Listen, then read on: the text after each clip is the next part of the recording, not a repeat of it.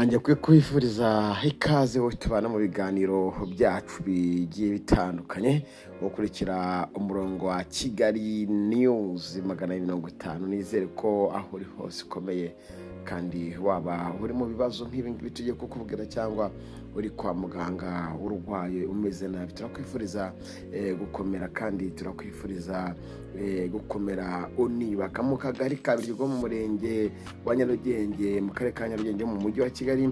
Umusore yishe mugenzi we bapfa ibicire 200 n'amarira n'agahinda kuba banaga n'umusore witabye icyuma witabye Imana bateye icyuma witwaga Karagi, aho abaturage berekanaga imico n'imyifatire ko yari myiza. Ni inkuru dukesha BTN TV, aho ibi byabaye ku munsi tariki ya 6 ukwezi kwa kabiri. Amarira n'agahinda n'imeshye ko twumva abaturage ikora mu kubutangaza uko byagenze, hanyuma tukomeze tubane mu biganiro bitandukanye. Ariko cyo dukusanira like, share na comment. Ngewe nitwa Isiaka Manager live mu kagari ka Biryogo. Twumve abaturage bagiye batandukanye aho baganiraga byinshi bigiye bitandukanye, bavuga agahinda bafite n'umubabaro uko ugiye kumva mu batanga buhamya bari bahari. Ese Biryogo bimeze bite? Abatuye Biryogo hakorwa iki mu nzego z'umutekano kuko bava ngo gucunga ijisho rya mugenzi? Ariko ibingi biba byabaye nk'impanuka, ariko benshi bagiye bagaragaza ko uyu nguyu watewe Karagi icyuma. Uyu nguyu yavukiye muri kano kagari, amaze imyaka myinshi mu Biryogo. Bavuga ati mbere y'amanurerwa bahaye mu Rwanda muri 1994 yarahari, dore ko azi byinshi bigiye bitandukanye. Ariko nanone bakavuga ati ntago bikwiye umuntu nko gutera icyuma, ati ntago wakica umuntu bwa mbere udasanzwe uri nkora amaraso. Ariko baturage bavuze ati mu muduhe natwe twihanire ko mu Rwanda rwose kwihanira ntago birimo, dore nguwo rwose mu modoka y'umurenge wa Nyarugenge uwo nguwo rwose nta n'ikibazo yari afite.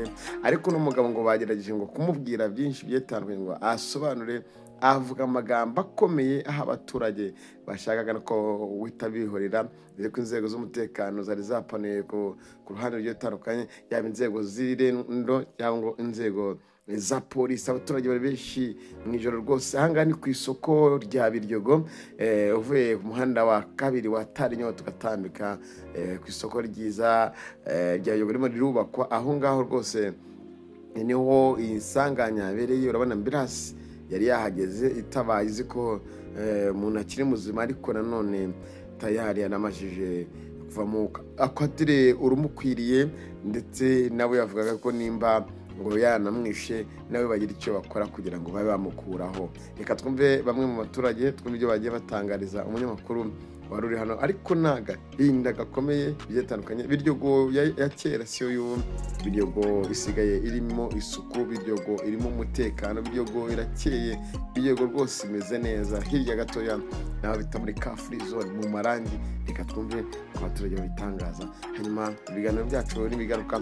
Ariko nanone twibutse ko ushobora kurya channel yitwa Ku Murongo TV, gakora subscribe, like, share na comment. Reka twumve kandi tunihanganishe umuryango w'umuvandimwe witabye Imana. Tunihanganishe n'aba bakanishiye bo mu Biryogo, dore benshi rwose n'abakanisha umubare imbere bamwita Jarud. Abangaba rero ubundi yemereye ne ko mbi ku cyifuzo cy'abaturage basaba ko yakagombye gufatirwa ibihano biremereye, ndetse ngo byaba byiza nawe akaba yakwicwa ngo nubwo amategeko y'u Rwanda atabyemera. Twe ku bwacu, ku gihugu cyacu gifite amahoro n'umutekano, ku bwanjye n'umutima wanjye nge numvaga nawe keretse apfuye, ariko bakamuduhereye igihano cya burundu kitarasubirwaho. Ubwa mbere twamukishije agiye kwica uwo bita barya n'ingwe, ubwa kabiri tumukiza agiye kwica umwana usekura isombe, n'ubwa gatatu tumukiza agiye kwica undi bita Kayondo. Noneho ubu ngubu byarengereye, yafashe icyuma kigura 500, aba ari cyamutera mu mpyiko, arazimenagura, arazangiza. Ubu Karagi kano kanya tuvugana yarangiye, aryamye hasi yapfuye. Nyuma ari hemu inarirayo nayiragiye, bavuye ku Mana naho tuzasubira. Uyu sashe nuko itegeko ry'u Rwanda igihano cyo ubwa kabiri hano hari umungu bita Kayondo nawe yashatse kugitera. nabwo ntibagera icyo bakora na wa mwana wo ku isombe yashatse kukimutera bivuga ngo rero uno muntu natuvemo rwose kuko urabona ko hambere amudukuyemo yarasanzwe abanye n'abantu ubusanzwe nuko nguko nyine niyo adafite inzembe aba afite ibyuma ntibwagira utinya kubivuga nyagasana mushyire mu baye nyine kuko si wo wa mbere waba upfuye ariko ntabwo ari mudukuremo rwose cyangwa mureke turujombishe natwe turebe yuko rwaduhemukiye. ese urwo rugomo yagiraga mu busanzwe wabonaga ruterwa n'iki? papi yaratewe nk'inyamuca umuntu akamwica muzize ubuzima bwiwe nawe yakagombye kumwicira hagati y'abandi bantu bw'imikarange.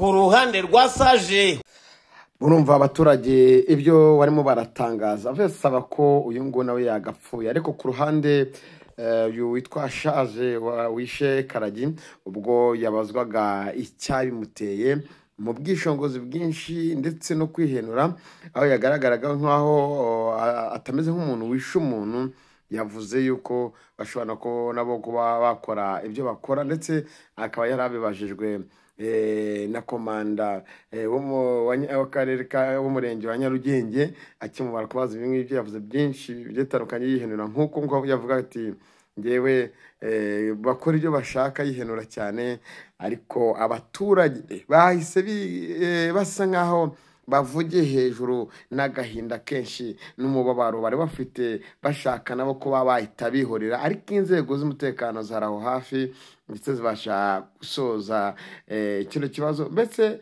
bamutambikanye.